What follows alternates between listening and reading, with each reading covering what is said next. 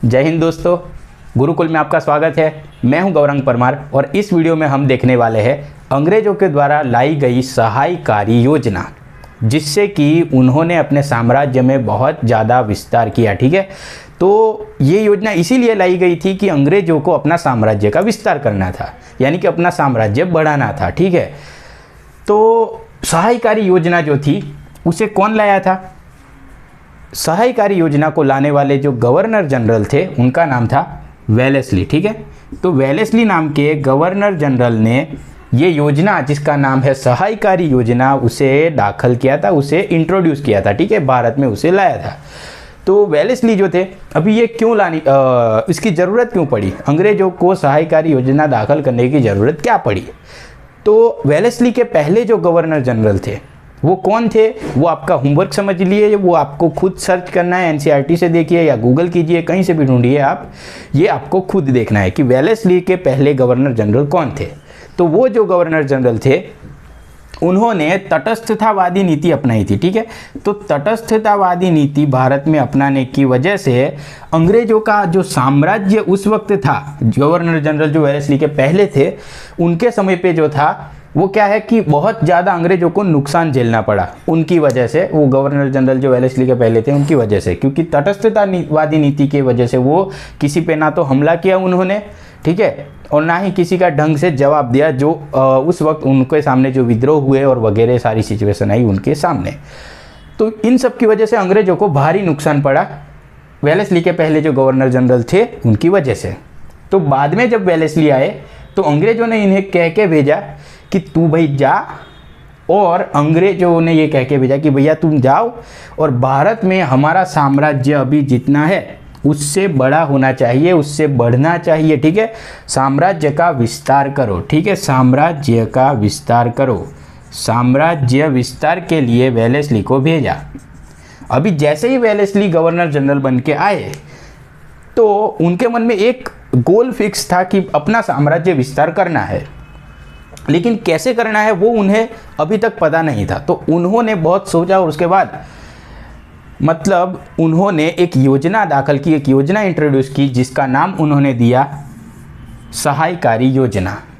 ठीक है, अभी सहायकारी योजना के एक क्वेश्चन ऐसा होता है यूपीएससी में कि सहायकारी योजना के जनक, ठीक है, मतलब ये योजना एक्चुअली में किसने बनाई थी, मतलब सबसे पहले अगर किसी ने ये योजना बनाई हो, सोची हो खुद से, तो वो कौन थे? तो वो अलग है। अभी वो कौन है, सहायकारी योजना के जनक कौन है? ठीक है, तो वो भी आपको सर्च करना है। ठीक है, ये भी आप खुद सर्च करेंगे। इससे क्या होगा कि आप सर्च करेंगे तो दो चार लीजिए और ज़्यादा जानेंगे, इसके रिलेटेड होगी वगैरह चीज़ें, तो इससे आपका और ज़्यादा फायदा होगा। ठीक है, तो इसके जनक कौन थे सहायकारी योजना के? वो कोई और थे, वो वेलेस्ली नहीं थे। तो ये आपको ये भी ढूंढना है। तो दो चीज़ें हुई जो आपको ढूंढनी है, सर्च करनी है। ठीक है, एक तो हुई कि वेलेस्ली के पहले कौन थे गवर्नर जनरल, और दूसरा वेलेस्ली ने सहायकारी योजना भारत में इंट्रोड्यूस की थी, लेकिन ओरिजिनली वो किसने बनाई थी वो योजना, ठीक है, उसके जनक कौन थे, वो भी आपको खुद ढूंढना है, वो भी सर्च करना है। ठीक है, तो आगे देखते हैं। तो ये हुई बात कि वेलेस्ली ने भारत में सहायकारी योजना को इंट्रोड्यूस किया। अभी सहायकारी योजना इंट्रोड्यूस की, उसका हेतु था, उसका गोल जो था वो कि साम्राज्य विस्तार करना है भारत में। ठीक है, तो क्या थी सहायकारी योजना वो अब हम देखते हैं। तो उसके कुछ रूल थे, नियम थे, जिसे कि वो राजा की जो सहायकारी योजना स्वीकार करता है उसे मानने पड़ते थे। ठीक है, तो सहायकारी योजना के जो रूल थे, नियम थे, वो हम अभी देखते हैं। तो पहला नियम ये था कि जो भी ये योजना मानेगा, ठीक है, सहायकारी योजना जो थी उसका पहला नियम ये था, या शर्त ये थी कि अंग्रेज है उनकी सेना, ठीक है, उसकी सेना जो है वो राजा को मिलेगी, राजा को सेना मिलेगी।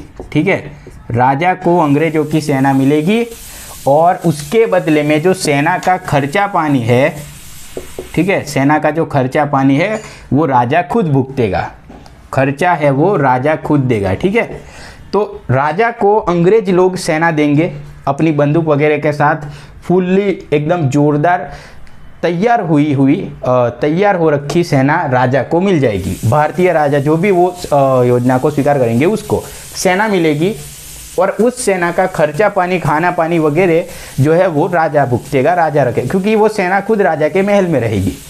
राजा को सेना मिलेगी, वो उसके महल में ही रहेगी, महल की रक्षा करेगी। ठीक है, ये सारी बातें थी कि भैया राजा को सेना मिलेगी और वो सेना राजा के खुद के राज्य में होने वाले विद्रोहों से और बाहर से होने वाले आक्रमणों से, दोनों में ही राजा की रक्षा करेगी, दोनों से।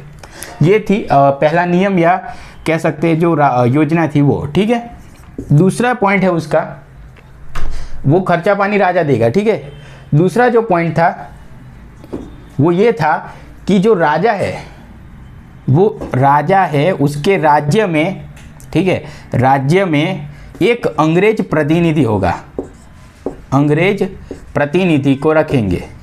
यानी कि प्रतिनिधि कहाँ रहेगा, तो कि उसकी जो राज्यसभा है राज्य की, राजा की, तो उसमें एक अंग्रेज रहेगा, उन्हीं के साथ उठेगा बैठेगा, उनकी सारी पॉलिसीज पे ध्यान रखेगा। ठीक है, सब में उसकी भागीदारी रहेगी, तो उसे सब जानकारी मिलती रहेगी। ये उनकी एक शर्त थी कि जो भी ये योजना स्वीकार करेगा उसे अंग्रेजों का एक प्रतिनिधि, अंग्रेजों की ओर से एक इंसान, उनका प्रतिनिधि राजा के राज्य में रहेगा और सब पे नज़र रखेगा, ध्यान रखेगा। ठीक है, ये दूसरा पॉइंट है। तीसरा पॉइंट ये है कि जो ये सेना मिलेगी राजा को, ठीक है, तो ये जो सेना है वो अंग्रेजों की परवानगी बिना, अंग्रेजों की परमिशन के बिना, अंग्रेजों की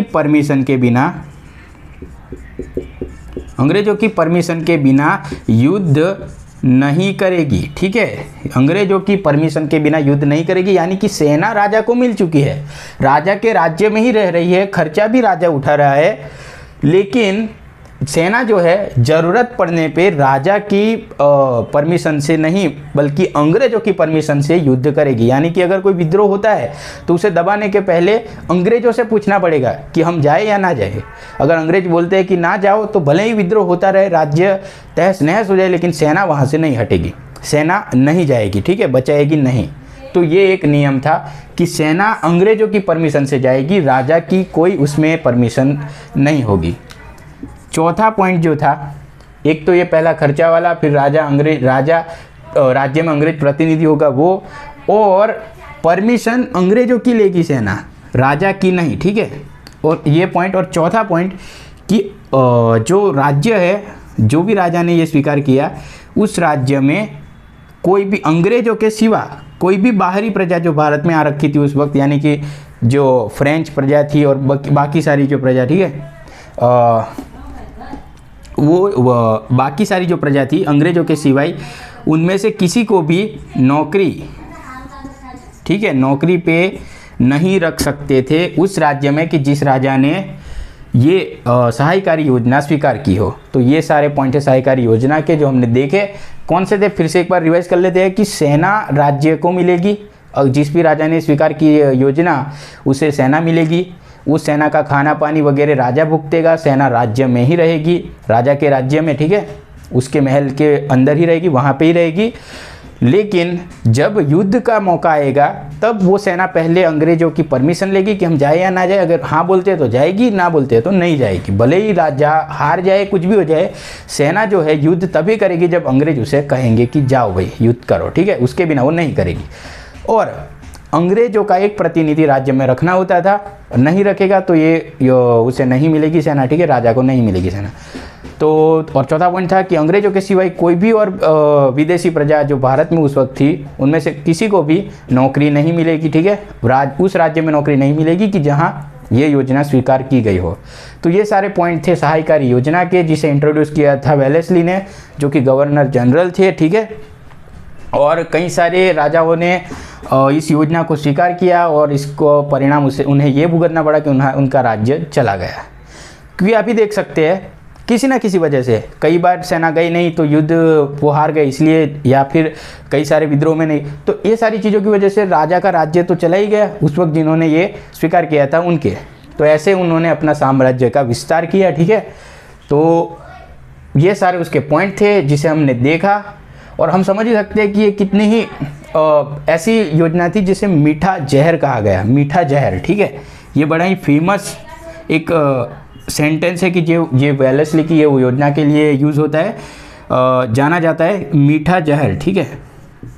क्योंकि हम देख ही सकते हैं कि सेना मिल रही है तो राजा खुश हो जाएगा, भैया हमें सेना मिल रही है, भले ही खाना पानी हम दे देंगे लेकिन हमारे पास सेना रहेगी तो युद्ध होगा, तब क्या है कि हमें सेना काम आएगी, राजा ये सोचता है। लेकिन संधि के हिसाब से, योजना के हिसाब से पॉइंट ये है कि युद्ध होगा तो भले ही राजा ये समझ रहा है कि सेना काम आएगी, लेकिन वो सेना तब काम आएगी जब अंग्रेज उसे बोलेंगे।